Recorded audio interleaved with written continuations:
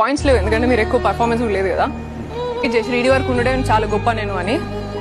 And ఈ వీక్లో ఖచ్చితంగా వెళ్తారని మీరే డిసైడ్ అయ్యారు, సో ప్లీజ్ గో.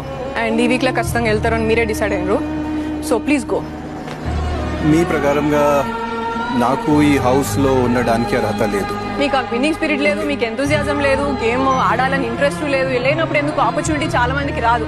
ఎంత గొప్ప ఆపర్చునిటీ వచ్చినప్పుడు దీన్ని ఎట్లా యూటిలైజ్ చేసుకోవాలని. మీరు ఇది ఒక రివెంజ్ నామినేషన్ లాంటివి చేస్తున్నారు. మీకు ఎందుకు అర్హత లేదు చెప్పమని చెప్తా. If you ready to take that, I'm ready to take it. నీకు ఒకవేళ లైన్ ఆఫ్ లాజిక్ అర్థం కావాలంటే లాజిక్ అవసరం అవుట్ రైట్ పాయింట్స్ చెప్తా అంటున్నా.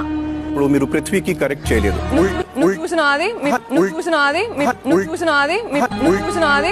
ఎవరైనా తప్పు చేస్తే ఆడవాళ్ళు కరెక్ట్ చేయాలి, ఎంకరేజ్మెంట్ ఇవ్వకుండా. ఎక్కడ కరెక్ట్ చేయాలి, ఎక్కడ కరెక్ట్ చేయొద్దు, ఏ సిచ్యువేషన్ లో మాట్లాడాలని నాకు బాగా తెలుసు. మీకంటే